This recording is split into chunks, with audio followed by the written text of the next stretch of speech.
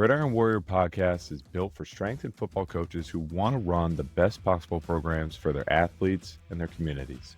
Each episode delivers simple, practical coaching advice that transfers straight from the weight room to the field. No theory, no fluff, no fancy words, just real world strategies from coaches that are living it. So you can build stronger, faster, more durable athletes at any level. From the beginning, I've committed to only bringing on sponsors that I myself use and would confidently recommend to any coach. And that's why I'm fired up to partner with Train Heroic. Train Heroic is the platform I use to write programs, run my own training, and deliver workouts to athletes and whole teams. It's clean, it's coach friendly, and your athletes are actually going to go in the app and use it and enjoy it, compared to some of the other ones that are out there. If you're a strength coach looking for a better way to program and get that information to your athletes, or if you're a coach and you just want, plug and play, ready to go training programs that you don't have to build, Train Heroic is it, okay? And here's the kicker for anyone that is a supporter of the Gridiron Warrior. Start a free 90-day trial of Train Heroic using the link, trainheroic.com/Gridiron Warrior, and I'll drop 2 12-week training programs right into your account so that you don't have to start from scratch. You can start with 2 12-week programs built in there, tweak them, change them, customize them, and get a good feel of using the app. And those will be in there for you, so you can use those. So head to www.trainheroic.com/Gridiron Warrior, start your 90-day free trial, and reply to your welcome email saying that you want those 2 12-week training programs from me, and I'll make sure you get those. If you're a high school coach trying to bring structure and feedback to your jump and speed training, you need to check out the Plow Mat. The switch mat technology is precise, durable, and it's far more reliable than those laser-based systems. More importantly, the feedback is instant. Your jump height, your contact time, RSI, it's all shown on the remote, the controller, and it's logged in their app as well. You can use it every single day as a checkpoint. Are your athletes hitting plow numbers or thresholds? We use it in season to gauge readiness. You can check their ground reaction force and see if their springs are there as well. It's something that you'll bring out and use every single day in the weight room. If you follow Rich Burnett, the founder, you already know that the education piece is big too. He's a high school guy at heart, and so is the company. So, Plow Mat is there to provide everything that we talk about in Gridiron Warrior, actionable results, real service, great customer service, and they're trying to bring jump training to the next level. So happy to support them. Check out the Plow. Today on the podcast, we have Coach Rich Gray from Archbishop Moeller High School out in Ohio. They go out and they play a national high school schedule every year. They're a powerhouse out in Ohio. And we had a great conversation. He's a former college strength coach, moved to the high school world, and they're a lot similar than people think. People think that it's a different world. They're very similar. We had a great discussion about strength and conditioning. We had a great discussion about fundraising at the high school level. And we talked about competitions as well, putting those in for your kids. So this was a phenomenal episode. There's going to be a part 2. You're going to want to listen to this one. Tune in. All right. Welcome back to another episode of the Gridiron Warrior podcast. Today, I have Coach Chris Gray on from Moeller. Well, let me get this right. Moeller Archbishop High School. Archbishop Moeller. Other way around. Archbishop Moeller. Okay. And Coach and I go. I'm not going to say way back, but we connected back in the day in the college world when he used to be a college strength coach at Hobart and William and Mary. No, William and Smith. I'm getting all my schools mixed up today. You got so many names going on. But Coach is doing a phenomenal job. I short story here to get us going. I played Hobart when I was at Springfield College way back in the day. This is 2012 or 2011, so this might have been before your time. But they kicked our butts. I was like, oh man, this. And I still have some bad flashbacks of like the purple and orange, just like sometimes in my dreams. Two quick aside notes. Man. My uncle was a fullback at Springfield. Okay. Mm-hmm. Oh yeah, way back when. Let's go. So we love. I actually looked at Springfield coming out, and then when I played at Ithaca, my claim to fame is never having lost to Springfield. That was one of the few teams that we were at that point for Coach DeLong. Love him to death. But we had some good success while I was at Ithaca. We had Joe Gilfeather Yeah. on as a previous podcast. He's another Ithaca guy, and him and I actually we GA'd together at Springfield, but we collided on the field a couple times, couple battles there I coached Joe for a against the year or two. Bombers. Oh yeah, yeah. I knew. You know what? I knew Yeah. that. Now that you say that, I knew It that. is a So small small world, baby. world, man. That's awesome there. But you made the jump from Division III Mm. from college athletics over Yeah. to the high school realm, and that's why specifically I wanted to bring you on today is to talk about that and maybe the differences that are going on there. I think there's a lot more similarities than differences. Sometimes I think the high school coaches, they're like, "Oh man, college has it so much better." So they're a lot similar Yeah. than people think. So start us off. I mean, we just got a little peek there, but tell us your story. Tell us the chapters that you want to tell us about, and then we'll I'll get just try rocking to and rolling frame from there. perspective wise, just my trajectory and kind of at least lay out the experience um, that I kind of bring with to this high school level because I think it might be unique in some sense. But so I've been coaching for 17 years. Started off as a GA at Ithaca, both O-line and strength and conditioning. Went to Hartwick for 9 months as an O-line strength and conditioning. Started a football program at Misericordia for 4 years in Dallas, Pennsylvania, where I did O-line and strength and conditioning. And then we kind of accrued vacation time. And during the summer, while I was like recruiting in areas of Pennsylvania, I would help out at Villanova every morning from, 3:30, 4 o'clock in the morning until about noon. And then I'd go recruit for Misericordia the rest of the day. So I spent a lot of the summers under Jake Cox and kind of learning some of that FCS style. And then as fate would have it, one day I went down, we had a bye week at Misericordia, went down to visit Jake and just watch him play William and Mary. And while we're sitting in the office pre-game, they get a call from the University of Cincinnati. And one of his previous interns was full-time coach at Cincinnati, and they were looking for a strength coach. And lo and behold, I went out there and worked. I was in the University of Cincinnati for 2 years under Coach Tuberville and Joe Walker. We didn't win enough football games. And as you know, in the sports entertainment realm, that usually leads to some turnover and change. So fortunate enough in this profession, I had a fiance at the time, and there was a private sector company here at Ignition APG that kind of outsourced strength coaches. It kind of served as like a safe haven and then outsourced them to Xavier University, high schools, the Cincinnati Bengals. And there was an opportunity to do both a blend of work with the Cincinnati Bengals in the morning and then work at high schools in the afternoon. So for 2 years, I was able to kind of get a good view of what the professional life was like, but also the complete opposite in the afternoons working with high schoolers. And after did that for 2 years, had the opportunity to go to Hobart College, William Smith College up in upstate New York, 6 years. And then my wife works in corporate America here in Cincinnati, and we kind of found our way back here when the Moeller job came open. I was like, that would be a big time job that I would love to go and pursue. And as fate would have it, 2 of our football coaches here, I had coached at the University of Cincinnati. And one thing led to another. So a year and a half ago, almost 2 now, started here at Archbishop Moeller High School in Cincinnati. So give us a little background on Moeller Yeah. athletics in general and Ohio football for, we have a lot of down south Yep. coaches. Obviously, New England is a whole different world with the prep school and then compare. I'm a Me public too. school guy, but the prep school world for football is kind of the big thing there. But for people that don't know Ohio football, where does Moeller fit in there? And I mean, you said it was a jump and an opportunity, which is crazy. Sometimes you think, from college to high school, you don't think that that's a jump and an opportunity, but a place like this, it certainly sounds like it. So give us the background in terms of athletically where Moeller is Yeah. and what it's all about. I'll be honest with you, even after a year and a half, I'm not sure I still completely comprehend. I'll run into people in the airport when we fly different places and be like, hey, I went to Moeller back in '67, dude, when we had the best team. So Archbishop Moeller, been almost 70 years high school, 9 state titles in football, a slew in baseball, basketball. I mean, you name it. Countless pros in the NBA right now. Deuce McBride for the Knicks, Jackson Hayes for the Lakers. Sam Hubbard was a graduate who played for the Bengals most recently.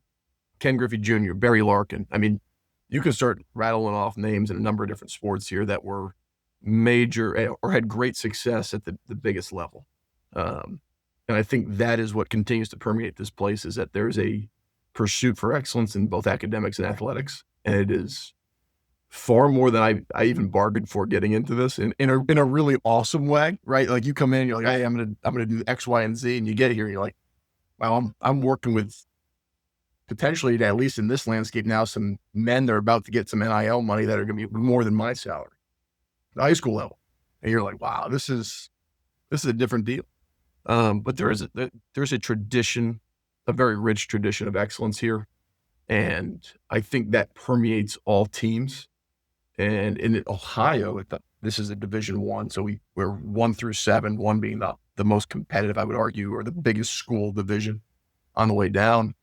And we get a chance to play a regional national schedule every year, right? So we went down and played CPA in Nashville this year. We played Mount Carmel from Illinois, played Trinity, Louisville from Kentucky, Muskegon from Michigan. I mean, when you start laying out the landscape, I think we've played last year. I know we played 10 different games in 10 different stadiums for our regular season.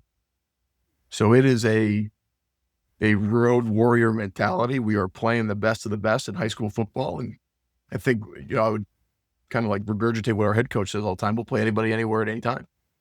And it's a mentality that has to permeate through the entire program and the department as well. I mean, we kind of embody that in all areas of athletics. I love it. I love it. And just hearing you, it sounds like it was an easy decision to be like, you know what, it sounds like it's something. Oh, this is awesome, dude. This is far more than I could have, like I said, bargained for, or expected, right? Like you think high school, high level high school, you're like, all right, cool, but it's still high school. I think the way that we approach this is far more intentional and like really intense in an awesome way. Like we're teaching young men a number of skills that I think are being missed now in society, but that we do so here at Moeller in droves. And I think that's really, really cool.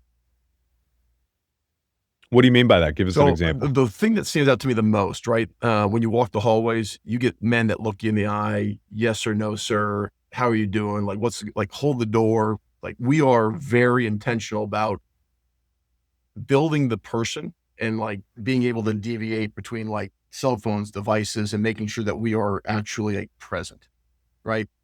That there's a sense of presence and posture everywhere you go. And we do the same thing in the weight room. It's small, and I'll dive into a little piece of this. Like you fold your arms in the weight room, it's 2 push-ups. You yawn in the weight room, it's 2 push-ups. And it's not a punishment-driven approach. It's a presence and posture-driven approach, right? Like who do you want to be and how do you want to portray yourself day in and day out, every minute of the day? And I think we are very intentional and intense about you got to embody it, live it daily, right? You got to demand it daily, but it's the blend of why we're doing it, the explanations behind it, and the constant we joke that it's renew your vows daily, right? When you get married, when you do all these important things in life, you say, I'm going to be disciplined. I'm going to do this consistently. And then you run into those days where like, oh, I'm going to have a cheat meal on Saturday. I'm going to do this. And I think the mindset we want to frame and the character we want to build and pour into these men is that of consistency and high level, but having a great posture and presence of where you're at, right? Like live in the moment, if you will. So we try to embody that. We try to deliver that as best we can. I love it. I mean, those are all things when they get to college, those are going to be the same things I'm going to tell them. You know, I tell our kids all the time, you can tell me anything you want to tell me. I will believe your actions though. You know, so if you tell me, hey, I want to be the best, and you're not one of those people that's in the room 10, 15 minutes early every day, if you want me to, I will get on you about it. If you don't care about it, you will get quickly left behind in this program. So I love that you're instilling those things early. And there's a reason for success leaves clues, you know, and it's not something you talk about. It's something that you live every single day. Let's get into some of the good stuff here. So moving from college to the high school level, I'm sure there were some things you thought you were going to bring in and do that you quickly learned, like, okay, that doesn't necessarily work, or some things to your philosophy or what you do, what you believe in that you've had to adjust. So talk about maybe some of the differences there and things you had to take a step back and regroup your entire thought process. I mean, I could probably unpack 2 hours worth of things right now. I'll try to like synthesize it down as best I can. But, you know, I thought very much I was going to come in with that collegiate mentality of you demand early is on time is late type of deal. And I think there's still truth to that, right? You're still teaching the characteristics that embody that practice, but you're relying on a lot of these kids getting dropped off and picked up every day, right? You're relying on more than just the individual being on campus and making the decision to get out of bed. And yes, they still have to get out of bed, but some of our kids, I mean, we pull from 77 different middle schools, right? So when you look at that, you say, man, like Some of these kids are traveling 35, 40 minutes in the morning. And if our workout starts at 6 a.m., the kid could be up, but what are you relying on the parent or guardians or whoever else is in that person's like inner circle to be able to accomplish that task too? And I think that's something that I didn't have a true perspective on when I came here, because you're just used to having everybody on campus. Here's your framework.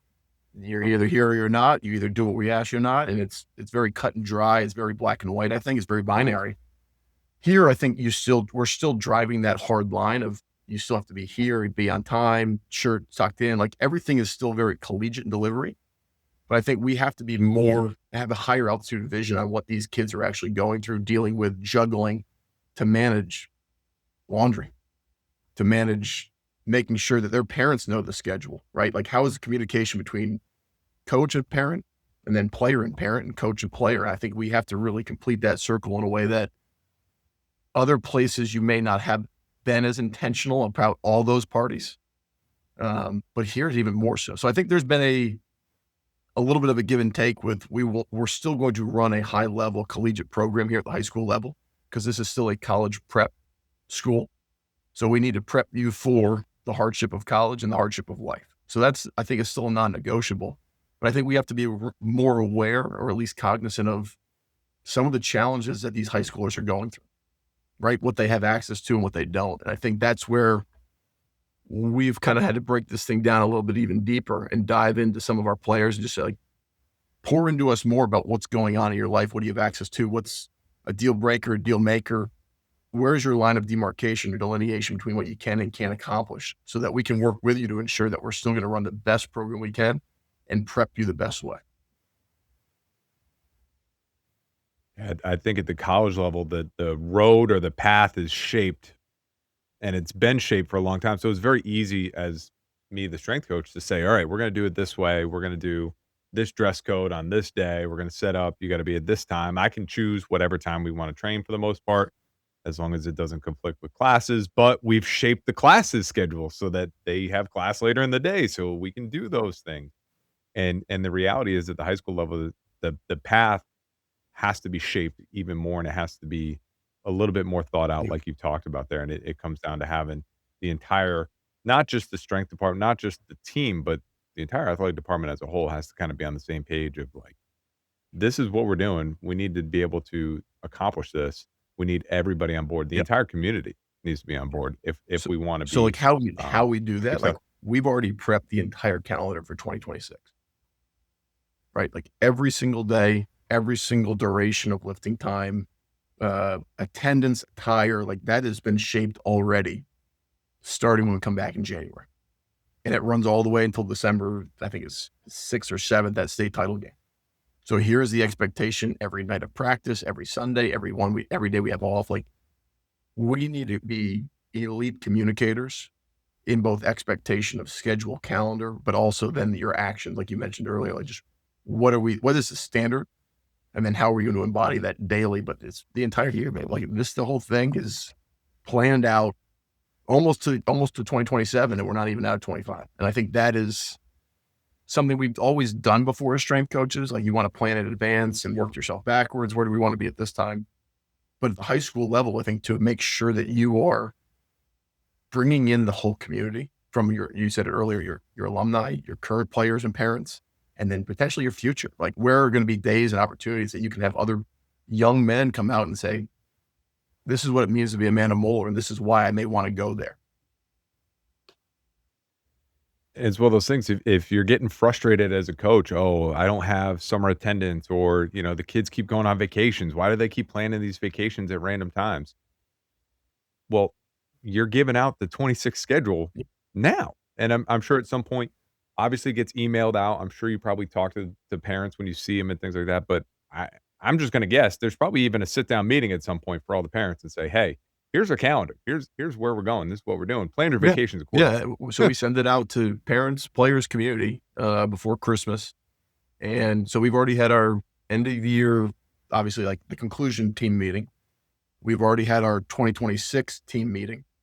And now we've given them basically the lay of the land for the spring. but then we send out the global calendar right before Christmas so that parents can plan their vacations, right? Like you can have time to go visit a school or see this. And like, we want to make sure that as much as we're tasked with delivering an elite experience, right? But we are also like, we want to enhance your exposure as well. So when we know what like coaches are going to come in here or colleges are going to come to see our young men, like that's going out. So if there's ever a doubt, like, hey man, should I go to school on this day or should I go visit a school? Like, here are the potential like prospects that are coming through, and here's an opportunity to be seen, heard, to have your actions viewed in person without having to go anywhere. I think it's really, really important now that I've been doing it for almost 2 years here to be really, really, I keep using the word intentional, but I think you have to live it and embody it. It's enhancing the experience, the education, but really the exposure here, I think, is something that's bar none. It's unparalleled anywhere else I've been or seen. That's awesome. In terms of the strength and conditioning layout, I mean, you don't have to get into all the X's and O's, but what does it look like, off season? What does it look like during the season in terms of where you fit in practice wise and all the lifts that you have, and then a little bit of the summer stuff. Don't worry about going too far in the summer stuff because I know I do want to talk about integrating the eighth graders and things like that. But just give us the general layout throughout the year. How many times you're lifting? What does it look From like? January till end of February, we're 3 days a week, Monday, Wednesday, Friday in the mornings for about an hour and a half, preschool. Once we get to that end of February, early March, we go 4 days a week, 2 days in the morning, 2 days in the afternoon, so that we can kind of steal some turf space in that afternoon. So I think it's 5 weeks of 3 days a week. We go 6 weeks of 4 days a week. We have a week off for that, like Easter, spring break. We come back and we go 4 days a week with that same model, Monday, Friday mornings, Tuesday, Thursday afternoons, all the way until Memorial Day, or basically that week before where it's exam week for us. And then right after Memorial Day, we jump into our summer programming, intensive, very, what we kind of did in the NFL a little bit was just Monday through Thursday from roughly 6 in the morning to about 11 in the morning, Monday, Tuesday, Wednesday, Thursday. You're off Friday, Saturday, Sunday, give kids a chance to go visit a school, go to a camp, continue to just like compound that exposure. We go 5 weeks in last week of May to 4 weeks in June. We're off for a 2-week like dead period. And then we come back for a 3-week intensive kind of like speed strength, really just like get yourself acclimated before camp. August starts camp, and then we're primarily 2 days a week in season. We play Friday nights. We play some Saturdays. We do mix it up a little bit just because of our regional national schedule. But as a consistency piece, if we're playing Friday, we're off Saturday. We will lift, meet, film on Sunday in the evening. Monday's a practice and film day, and then Tuesday's an intensive practice followed by a lift. Wednesday's a little lighter practice, usually just uppers, and then Thursday's your walkthrough as you get prepped for Friday. So we're primarily twice a week, Sunday, Tuesday, and then we just kind of like adjust that as we need to a little bit based on whether we're playing Fridays or Saturdays. Now, I mean, you've got everything in terms of ability level from, Mr. Ohio all the way down to maybe some kids that have never played football before or are very early in there. So are you setting up different levels of your lifting program? You have some upper class advanced program versus maybe your younger We definitely guys? do that to an extent. I think it's still a challenge. We're fortunate and blessed. We have 2 full-time strength coaches, and we're in the talks about adding more, right? Trying to grow the game a little bit, but we still have 16 teams to take care of. And I mentioned the competitive level of all of them.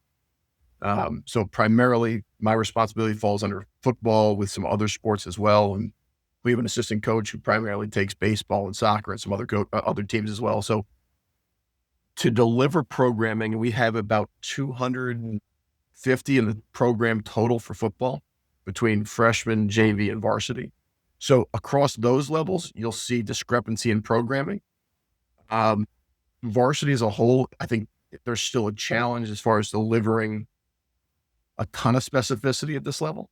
I think you can intentionally by position for either like reps, sets, and overall volume.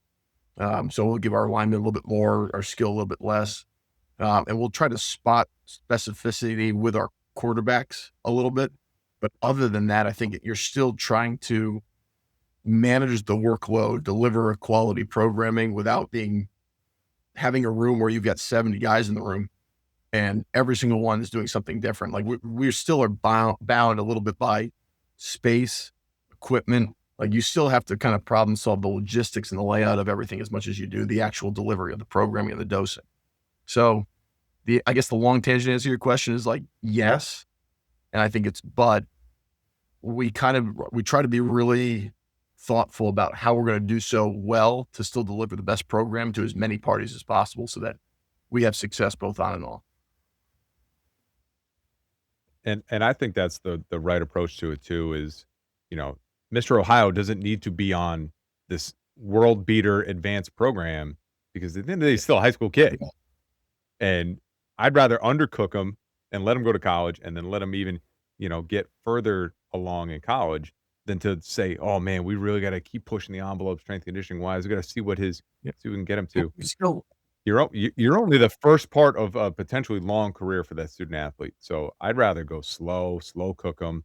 And if I left a little bit of meat on the bone, that's okay. Because you know what? It's still going to be better than trying to overcook that kid before they even turn 18. Some of the, I guess the principle, the easy one I would say we talk about a ton is that like you move well, you move often, you move weight. Right. So like as these kids come in and we do like an 8th grade intro camp and clinic in the spring for any of our like matriculating 8th graders into the freshman program. So we'll do it. Yeah, let's get into that a little bit. We'll basically it's your GPP. We try to do a lot of eccentric stuff with them because I think just in my experience, especially now 2 years here and then 2 years earlier with some other high schools, even if you have kids with a high training age, even though the biological age is very similar for those 8th graders, you'll have some kids, to your point, that have never been in the weight room before and some that have been in their dad's basement gym for 5 years, right? So the way to, I think, deliver quality, like intensity and dosing for both of those ends of the bell curve is to have some type of like just eccentric pattern training where you can slow things down. You can still load and intensify those that need it, but you can also just strip everything down for the bottom of the barrel to ensure that the patterns for the next 4 years are really, really like solid and they stick with them. Then we'll move often. Then we'll just get into quality repetition. So it's more like eccentric loading for the front part of that 8th grade camp. Then we'll get into more, I guess, gross hypertrophy, maybe even flirt with endurance at times for repetition. I'll almost like think yeses 1x20 for certain exercises. And then on the tail end of it, we'll push a little bit of the strength portion just to get them to learn how to strain. And then with that pairing of like eccentric quality reps over time, and then learning how to push and strain. And then a lot of what we do, we use team builders, our delivery. And I know that's a conflict of interest with Trainer Rowan, but I guess how you deliver it's still good stuff, right? So okay. You're still teaching them to be quality decision makers. Cause at the high school level, I think at least I've seen a lot of, oh, John's doing that. It's close enough. I'm just going to do it anyway. And it leads to failure or unless failure word, but you don't get and you extract all that we could out of the workout. And man, that will jam me up long-term. Because to your point though, even though we may leave a little meat on the bones, we don't want to lose sight of teaching them some of the whys and how to be quality decision makers for themselves. Right. So it's easy to come in and say, hey, here's the program, go do it. And they go off and do it. And they see their buddy doing this and they want to do it and they don't get it. And it's still an individual approach to learning, to growing, and to the overall experience. So how do you enhance that? I think you have to really be thoughtful about, here's why we're doing eccentrics. It's going to clean up a lot of this. It's going to help us. Awesome. Here's why we're going to be hypertrophy based here. And then here's why we're going to get into a strain period of this. And it's just going to be really teaching you how to load the bar or choosing loading patterns that are going to be within your framework or what you're able to do. And again, don't get me wrong. We still have kids that choose weights that are not appropriate, but I think we make it such a cultural nuance. And we really try to harp on that so much that by the time they're sophomores, they have a level of professionalism about them that will just carry with them for junior and senior. And then you can have quality conversations with them as they get older. You can now trust them to be more specific. If I give you this, I can go do that. And I think that's what we're trying to build here is a true college prep approach to growing these young men, because I think the landscape is ever changing now with the portal and NIL. And I think the development practice, the next level changes substantially. And you might be able to speak into this, but you might see a kid for 6 months, 9 months, a year. You might see him for 4 years, but you may see less of these 4-year cats than you ever have. So if they're jumping from place to place, they might see 3 different programs in their collegiate landscape. Well, we still have to teach them. I think we have a duty and responsibility to teach them quality mechanics and fundamentals. If they're going to place X and they're going to clean, squat, snatch, and bench, or if they're going to go to place Y and they might be machine-based, right? Like no matter how you slice it, everybody's got their own developmental practice. But I think at the high school level, it's paramount to instill in them quality movement patterns and quality understanding in terms of like, how am I going to help myself get the most out of this? And everything you talked about, it's funny, is we do that very condensed version with our freshmen when they show up, usually for July until camp, and then even through camp we extend this. But they come in and we'll put tempos on their bench press or their front squats and things like that, and we'll eventually take the tempo off and let them start picking their weights.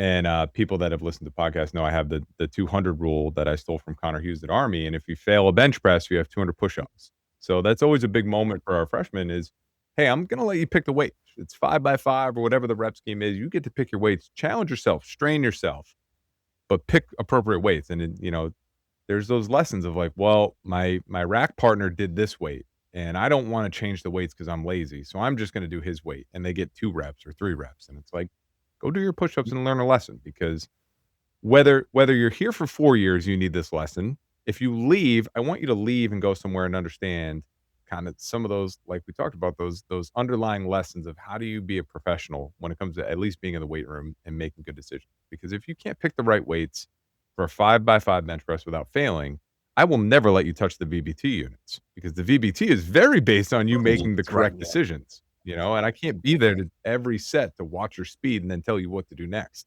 I need to trust that you will look at the speed and then make the appropriate changes to your sheet for the next set. Yep. So I think there's a great lesson in there. That's awesome.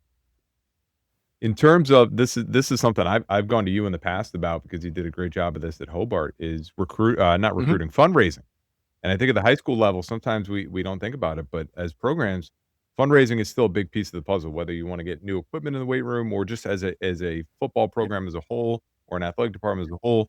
It does still come down to fundraising. So I know you guys do some pretty special stuff there. Do you want to get into that a little bit? Maybe some inspiration, some ideas for some other high schools out there if they're looking to I do think something. the one that seems to be our annual one that has served us well, both from a football side and the strength conditioning side, and we're exploring it with other teams now here in this upcoming year, is a lift-a-thon. And I'm sure there's some coaches are listening being like, oh yeah, I've done that, or I've seen that done, and how do you do it? And I think, to me, there's a million different ways to do this, right? I think lift-a-thon's great. You can do it per pound and have parents and community members donate by pound, or you can have flat fees and all that. I think it's still an opportunity to showcase not only what we're doing in the weight room, myself, our staff, but also the young men in a way that it's different. It might be in a heightened sense for them in terms of just like an experience, right? And some of the feedback we get from our players, at least over the last 2 years, this has been one of the like most memorable days of their entire calendar year. So forget about the donations, but what we do for our lift-a-thon is we kind of put it in that either middle or end of summer. This year we're going to do middle of the summer so that we have a little bit better runway to the season and have a few weeks afterwards to actually like teach for the season rather than teach for the test, if you will. So in years past, we've been teach for the test, and then we run into the season on the back end, and sometimes it gets a little tight. But it's a one-day event. We kind of put it on either the tail end of the week of Friday, Saturday, or first of the week as we get into a season, so we can have at least a little bit of a gap between like high nervous system load versus actually turning right into the actual football season. But our lift-a-thon these past 2 years has been comprised of 2 years ago, bench, squat, clean. This past year was trap bar, clean, and bench. And we ask our players to kind of go out and just pull from about 20 different members of your family, community, and just say, hey, listen, if you donate a penny, $1, whatever it might be, like, more happy if you tune in. and see what you do with what we do. And the event itself, I think we continue to try to just grow the experience. And I was mentioning to you a little bit before, but um, we get a lot of like rental cars from either coaches or local dealerships. So, we get like this year we had an electric Hummer, we had a Porsche, you name it. Uh, we've got convertibles, and we make it a big deal where we just have these cars just circling the school. Guys will get in and they'll get all, war paint, treat it like game day, get in the car, they'll get driven around, dropped off. We've got photographers, videographers, smoke grenades, and they kind of enter like they would be going to some award show, if you will, right? So they get pictures, videos, they're running through smoke. Like, it's a really cool experience for these young men. And then for the next 2-3 hours, it's just getting to put your work on display for yourself, for your team, and then for those that you ask to basically follow you and watch you and support you. And I think that's a really cool event. And we've had a ton of success. I think we've hit 6-figure donations just for our football and strength program in the last year. We're going to do this with our lacrosse team here in February, and we're going to kind of roll this into other opportunities. And advancement's been great here. Like, they've been super responsive and supportive to, like, we just want to continue to put our men, I go back to that exposure word earlier, and give them quality experience and exposure to in different avenues that they may not have thought were possible prior to. And I think that's, it's kicked back enough resources for us to kind of, I wouldn't say renovate the weight room, but keep it at I use this at the college level a ton, and at the high school level, I have to be careful with the R word, recruiting, right? Because it's a no for OSHA here, but I've termed the way we keep our weight room is recruiting ready, right? When I was at Hobart, it was recruiting ready. When I was at the Bengals, it was recruiting ready. Like, everywhere I've been, it's logos up, it's everything put away to the exact letter of the law, the T, or T's crossed, I's dotted. Is that, how do you keep your space? It's making your bed in the morning, right? It's teaching kids how to take your toys out and put them away. Like, you're still teaching the basic concepts. But to me, I'm a big alliteration guy. So you hear like the experience, the exposure, right? The education, right? So recruiting ready was always just our term. But I think it's allowed us the pouring in of resources and support has done a number for us to be able to keep our weight room not only safe and like manageable, but it's allowed us to kind of be, to your point earlier about specificity. We may not have had the equipment we needed to outfit a 70-person football offseason or an 84-person football offseason. We may not have had all the bands we needed for all of our pitchers and catchers for baseball. And all those extra, additional resources and revenue has helped us just get more yeses than nos when we need some things. So that's been super helpful. And I'll just touch on this last point. Our Instagram and our social media, I think, has been really, really important to providing visibility to us and our vision, right? It's a way for our kids to continue to get exposure, but our parents and our community to say, like, what are they doing? How are they doing it? And do I want to continue to push my son to go to these extra opportunities? So, like, how do you make lifting cool, right? Just showing up and working will resonate with some, but not all. But when you come and you work hard, you're able to get yourself on an Instagram, a social media post, and you can go home, and that, how fleeting dopamine is right now, especially for everybody in the deregulation with our cell phones and all these other devices, to be able to go home and then continue to have dopamine based on seeing yourself, platformed in a really positive, professional way. It's a persuasive mechanic to get these guys to say, hey man, like, I want to go again tomorrow. There's a chance that my back squat might be the one he puts on the Instagram. There's a parent out there that says, hey, John, don't you want to go tomorrow morning? What are you guys doing tomorrow morning? But it allows you to have quality conversations and be in people's life outside of the facility bubble. So that I kind of think that Venn diagram where the facility bubble, the lifestyle bubble, being able to add visibility through lift-a-thon, through social media, whatever it is, kind of overlaps that Venn diagram in a way that I may not need to communicate with a parent every day or every week for a month, because they are going to see what we're doing every day for a month at their own time, at their own ability. And I think that's been really, really helpful for us fundraising, but more importantly, just providing visibility to our vision and who we are. And I think it's so even at the college level, I have a number of parents that follow me just so they can Yep. see what's going on, because they don't get to watch practice every day. No. They don't get to see those things going on, but they do get to see, I try to do my best of every day. Let's put some clips up of what the kids are doing. Let's show them, what's going on in the off season. I had parents come up to me during the season and go, "Hey, thank you so much for training my kid." Especially I see it a lot with our transfers that come in now, and for better for worse, sometimes they come from a place beat up or banged up, and they come down to our level as an opportunity to they haven't had a chance to prove themselves. They haven't, they've been injured. They haven't been able to stay healthy, and now I provide that for them as part of the entire experience. And the parents are just as Yep. thankful as the kids. And the visibility is a huge piece there. Last thing I want to hit on that we started talking about it, obviously fundraising and creating. And I'm going to put a video too. If you guys haven't seen this, they have the cars, they have the yellow carpet.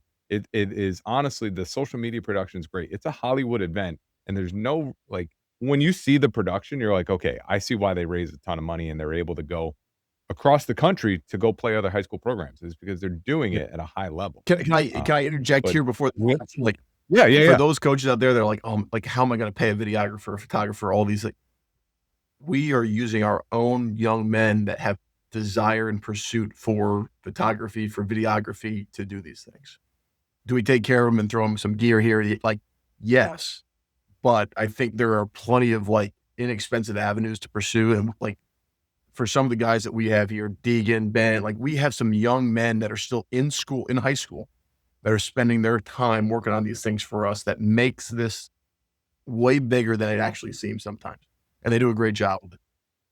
You'll be surprised. The kids are better at social media Yeah. than us. So, now don't give them the keys completely, but you give them an opportunity and they might actually Yeah. surprise you and impress you.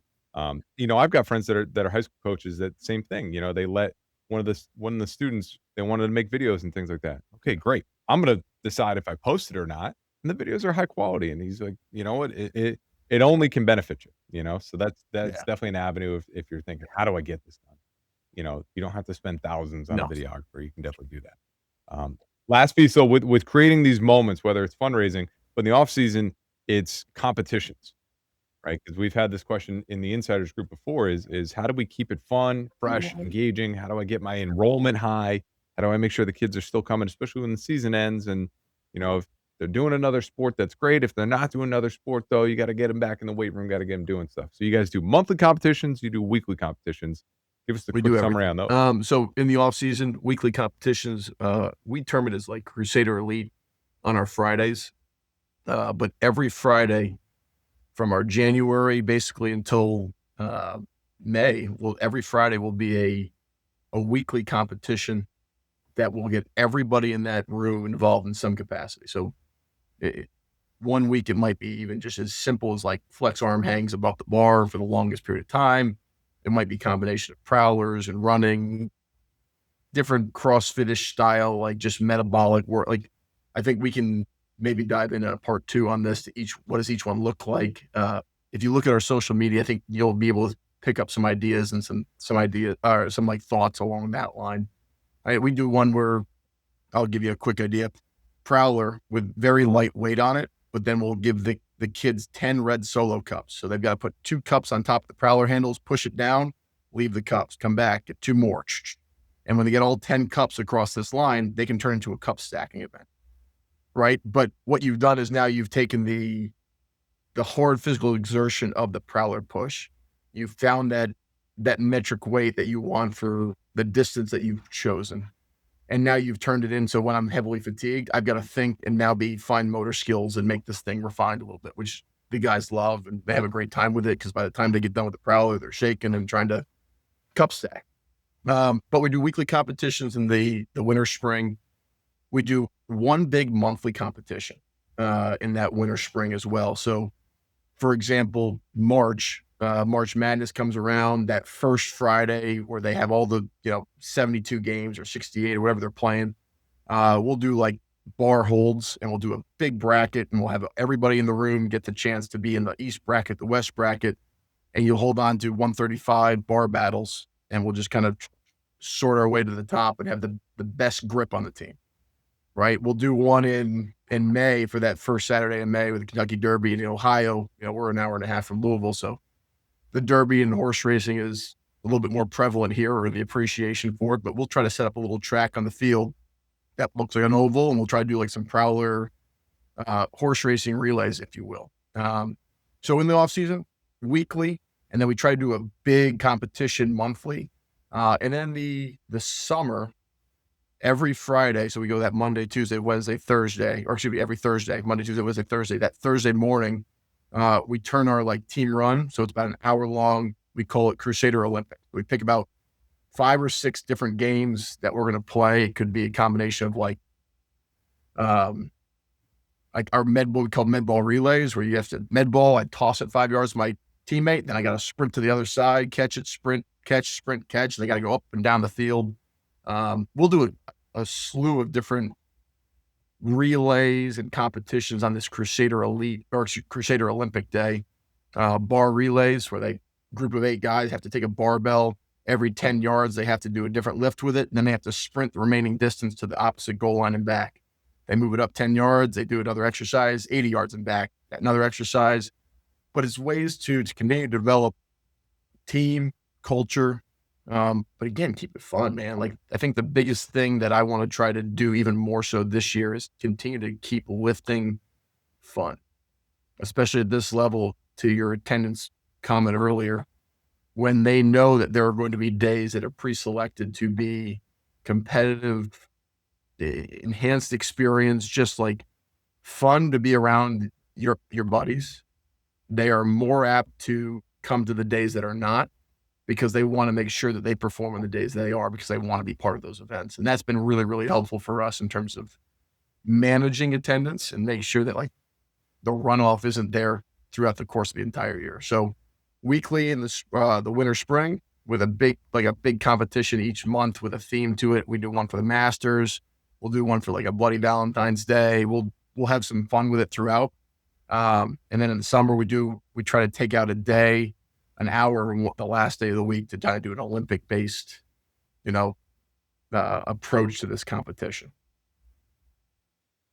And it doesn't matter if it's high school or college. I mean, I try and do something similar in college. Is such a business, and it feels like that more and more with the NIL stuff going on now, and it's very cutthroat, and we're trying to win championships and things.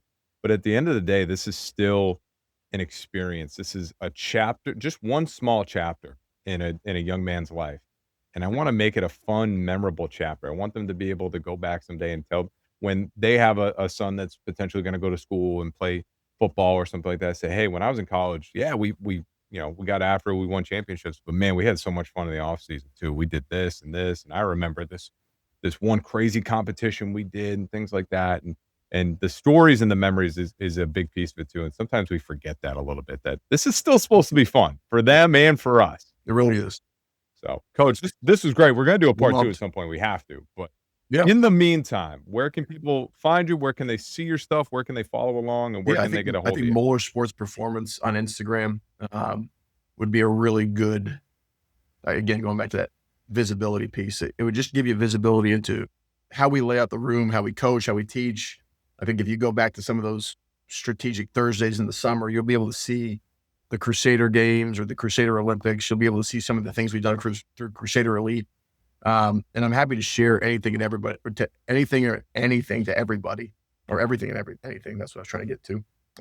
WGray, WGRAY at Moeller, MOELLER.org is my email. So please feel free to reach out. WGRAY at MOELLER.org. Yeah, but I think, like anybody, I think we do some things really well. I think there's plenty that we have to work on, but I think it's the conversations like this and continue to build community in this sector that really makes and pushes everybody forward. No, this is, and even being a college guy, I got a ton out of this today. This was awesome. So, Coach, thanks again for jumping on. Thank you guys for listening, and we will catch you on the next episode of the Gridiron Warrior podcast. If you enjoyed this podcast, you want to keep getting better, I encourage you to check out my new community, the Gridiron Warrior Insiders. Got it right here on the phone. The app is clutch. There's so many things in there that I think you'll find valuable. We have the weekly film study where you can go live with me, ask any questions you want, There's no Q&A, no big deal. I always have a topic that we're going to hit on every single week. And we record those too if you can't make it. Or the Wildcat webinar. That's where I call somebody else in to run the offense. And they come in and they bring a presentation about something that they're an expert in and give us some fresh insight, new information. I have unreleased podcasts. There's about 10 or 15 that haven't gone live yet. You can listen to them early before anyone else. We have the equipment room. So discounts, whether it's Train Heroic, Plyomat, OVR, or even my own courses. You have discounts in the equipment room. Okay. The free safety, anything that I want to throw in there, bonus programs, programs for yourself as a coach, you name it, it's in there. And we have over 50 coaches right now that are helping each other. So we post questions and coaches will work together and provide insight and share information because that's what it's all about is coaches getting better. So if you want to check that out, the links are in my bio, the links at the end of this podcast. Check it out there. Gridiron Warrior Insiders.